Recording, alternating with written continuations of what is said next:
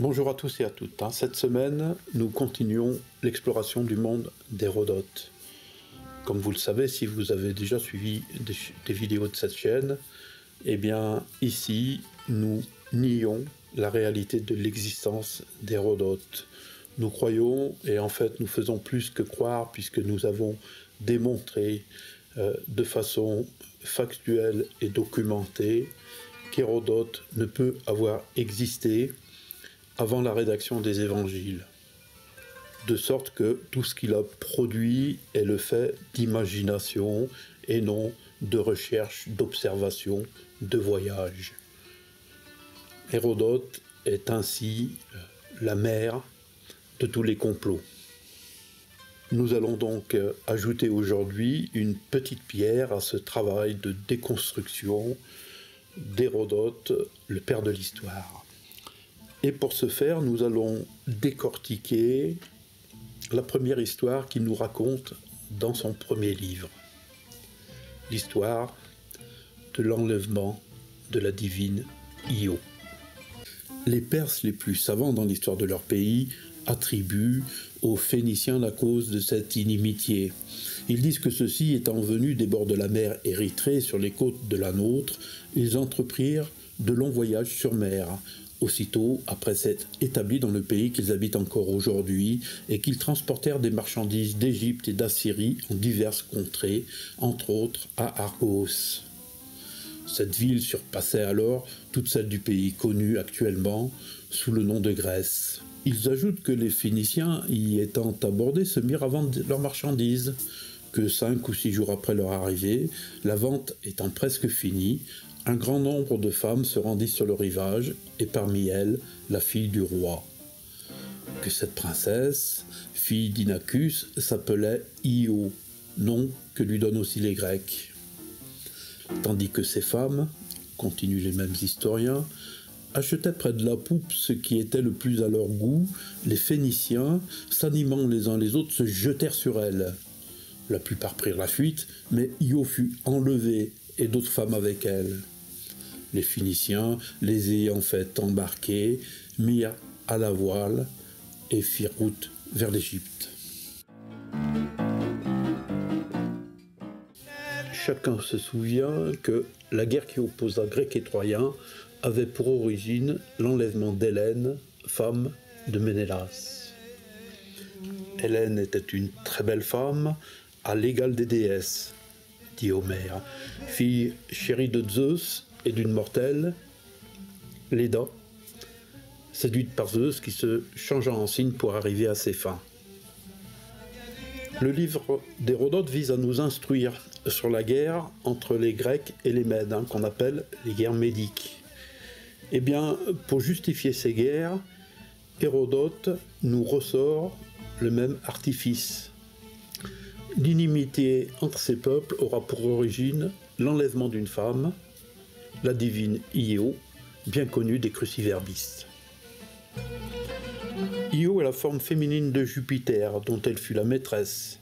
Elle est née d'une union incestueuse entre un dieu fleuve, du nom d'Inachos, et sa sœur, une Océanie d'une déesse mère, tous deux, fils et filles d'un couple de titans, Océan et Thétis. Hélas, il manque à Hérodote le talent lyrique pour faire de cette aventure une épopée. Chez Hérodote, les personnages sont généralement fades et sans saveur, sans profondeur. Les intrigues sont sans les tensions qu'il nous faut généralement pour se laisser prendre par une histoire. Malgré la clarté du style, les histoires d'Hérodote se présentent généralement comme une série d'anecdotes sans grand intérêt sur le plan du sentiment humain. En tout état de cause, on est averti d'entrée de jeu. Hérodote réemploie des formes qu'il travestit. Ici, pour raconter l'origine d'une guerre entre deux peuples, à savoir l'enlèvement d'une femme. Mais Hélène et Io ne sont pas seulement des femmes, ce sont également des déesses, ou pour le moins des filles des dieux.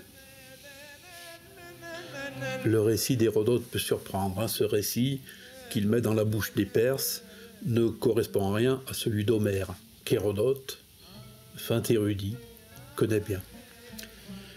Le mythe voulait que Io était devenue la maîtresse de Zeus et qu'Héra, la femme de Zeus, en crevait de jalousie et voulait faire la peau à Io. Aussi Zeus, pour sauver Io, la transforma en génisse. Et celle-là se mit à errer de par le monde jusqu'à se trouver en Égypte où elle reprit forme humaine et ainsi poursuivre d'autres aventures. Rien de cela chez Hérodote, hein, c'est sous sa forme humaine qu'elle est capturée par des marchands et amenée en Phénicie. Hein, la Phénicie étant ce petit pays qu'on appellerait aujourd'hui, disons, le Liban. Or, il se trouve que dans cette région-là, précisément à Silo, eh bien, se serait déroulé un autre enlèvement de femmes. Hein, c'est raconté dans le livre des Juges, un des livres bibliques. Hein, et comme par un fait étrange, l'histoire d'Io est la première des histoires d'Hérodote, et l'histoire de Silo est la dernière du livre des Juges. Mais ce n'est qu'un détail. Eh bien, que s'est-il passé ? Eh bien, il y a eu des guerres fratricides entre les Hébreux. Toutes les tribus se sont retournées contre une seule et les ont copieusement massacrées. Ils ont pris leur ville et, comme à l'accoutumée chez les Hébreux, ils ont tout tué. Hommes, femmes, enfants, veaux, vaches, moutons. Tout y est passé. Il n'est resté qu'une petite troupe de guerriers qui ont survécu. Mais évidemment, ces guerriers, ce n'étaient que des mâles, et ces mâles se sont retrouvés sans femmes ni enfants, et comme les Hébreux s'étaient jurés de ne pas leur donner deux parmi leurs filles, pour qu'ils reconstituent leur tribu, ils ont décidé d'enlever les filles de Silo. Voici le texte. Lorsque les filles de Silo sortiront pour danser, vous sortirez des vignes, vous enlèverez chacun une des filles de Silo pour en faire votre femme, et vous vous en irez dans le pays de Benjamin. Si leur père et leurs frères viennent se plaindre auprès de nous, nous leur dirons « Accordez-les-nous, car nous n'avons pas pris une femme pour chacun dans la guerre. Ce n'est pas vous qui les leur avez donnés. En ce cas, vous seriez coupables. » Ainsi firent les fils de Benjamin. Ils prirent des femmes selon leur nombre parmi les danseuses qu'ils enlevèrent, puis ils partirent et retournèrent dans leur héritage.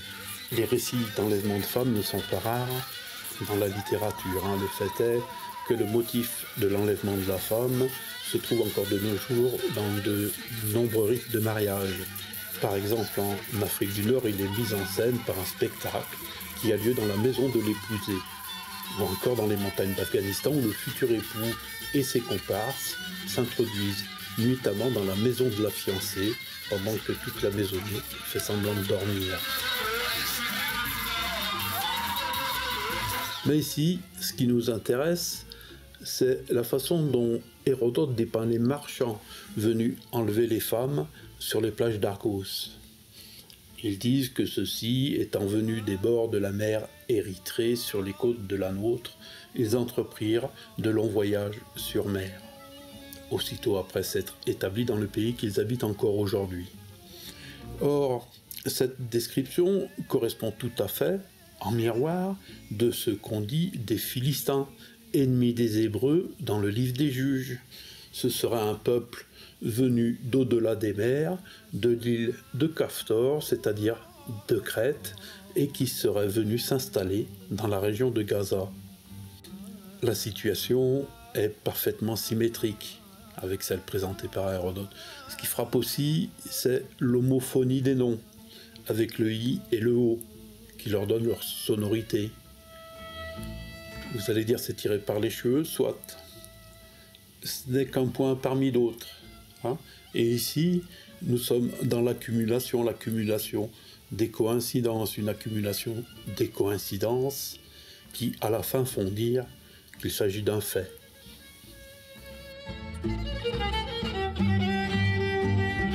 Alors, il y a d'autres liens minimes qu'on ne mentionne pas, par exemple, le dieu Inachos, qui peut nous faire penser à Bacchus, alors que l'histoire se passe au sortir des vignes, ou bien le fait que les kidnappeurs, aussitôt leur forfait accompli, rentrent dans leur pays. Alors, ces liens, on peut dire qu'ils sont légers, voire futiles, mais le pseudo-Hérodote, celui qui a écrit les histoires d'Hérodote, eh bien, a pris soin de nous laisser un indice supplémentaire pour que nous ne nous trompions pas. En effet, cette histoire d'un peuple qu'il faut reconstituer en amenant des femmes, eh bien cette histoire-là est reprise dans la chute de Babylone. Cette fois, les Babyloniens ne manquent pas de femmes parce que celles-ci ont été massacrées par leurs ennemis. Non, cette fois, les Babyloniens manquent de femmes parce que, comme ils voulaient protéger leurs provisions, leur stock de nourriture en perspective d'un siège, eh bien, ils ont tout simplement étranglé les femmes inutiles, les bouches à nourrir qui ne servaient à rien. Ils en ont gardé une chacun pour faire la cuisine et servir à manger, mais toutes les autres, ils les ont éliminées. De sorte qu'à la fin, eh bien, finalement, ils se retrouvaient avec beaucoup d'hommes et juste une seule femme. Alors, je ne sais pas chez Hérodote comment il compte les choses, mais il ne faut pas s'attendre à Hérodote à une logique extrême. Bien au contraire, il fait tous les efforts pour nous montrer que ce qu'il raconte est absurde. Mais quoi qu'il en soit, ils ne se sont gardés qu'une seule femme, donc ils ne peuvent plus faire d'enfants, plus se reproduire, et ils sont voués à disparaître. Donc c'est raconté dans le livre 3, à la fin de la prise de Babylone par Darius. En même temps, il eut soin de leur donner des femmes pour la repeupler. Il ordonna donc au peuple voisin d'envoyer des femmes à Babylone. C'est un petit peu la même idée qui est dans le livre des juges, donc c'est une sorte de taxe, de taxe de femmes. D'un côté, ça a été la tribu de Silo, et d'un autre côté, c'est les peuples voisins de Babylone. Mais c'est exactement la même chose, il s'agit de renauder des femmes à un peuple qui a été vaincu dans une guerre. Donc le récit de l'enlèvement des femmes de Silo, eh bien, apparaît en filigrane 2 fois dans le récit d'Hérodote. Ce n'est pas possible. Dans des récits qui, encore une fois, eh bien, n'ont absolument rien à voir, ni au niveau du lieu, ni au niveau du temps, et au niveau de la chronologie, même si le récit de Silo est censé se passer bien avant Hérodote, eh bien, l'écriture du texte lui-même est beaucoup plus récent que la naissance même d'Hérodote. Alors voilà, outre le fait qu'Hérodote a pompé dans la Bible, ce qui n'est pas possible, je voulais aller un petit peu plus loin. La mythologie grecque, eh bien, quand on y réfléchit, elle a un petit côté ridicule, avec ce Zeus qui se transforme en cygne pour séduire une femme, et puis qui transforme sa maîtresse en génisse. Enfin, qui va croire à ça, et qui va croire que dans ces idées-là, dans ces récits-là, dans cette mythologie grecque, il y ait la trace quelconque d'une spiritualité. Ce sont des histoires absurdes. On voit pas où pourrait se trouver un enseignement là-dedans. Eh bien, Hérodote, lui, va plus loin que ça, parce que, eh bien, déjà, Io, c'est une déesse, c'est une déesse à l'égal de Zeus. On a dit, elle est fille de Titan, donc en étant fille de Titan, elle est au niveau des dieux. Elle n'est pas au niveau d'Hélène. Hélène est la fille d'une mortelle et d'un dieu, alors que Io est une fille de Titan, comme Zeus. Zeus est fils de Saturne, l'homme qui dévore ses enfants.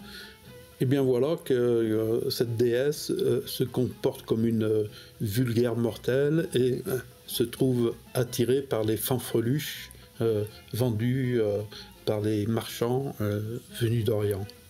Mais Hérodote va plus loin que ça parce qu'il nous raconte encore une autre histoire, cette fois racontée, je crois, par les Phéniciens.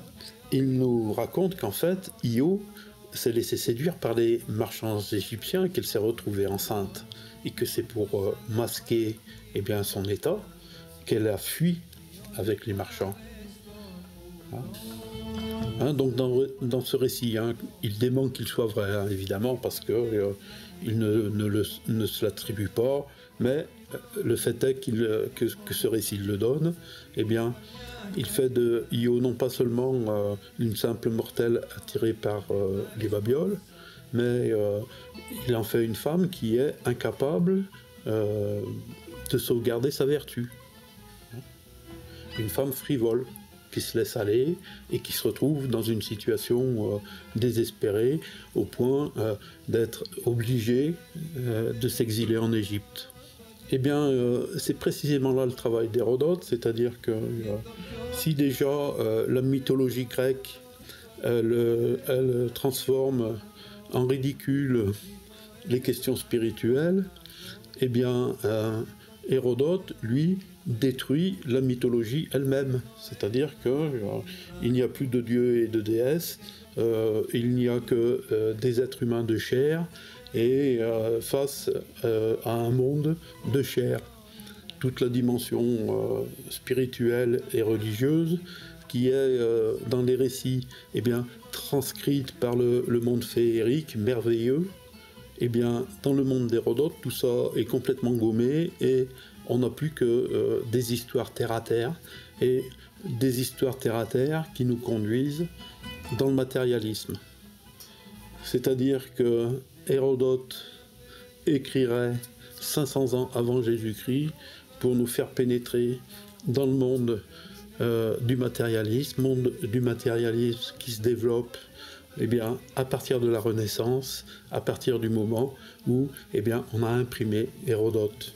Alors Hérodote a-t-il été écrit 500 ans avant Jésus-Christ ou a-t-il été écrit au moment où finalement on en avait besoin pour imposer une idéologie? La question, elle est vite répondue, comme dirait l'autre. Voilà, je vous remercie de votre écoute, je vous remercie de votre patience et je vous dis à bientôt.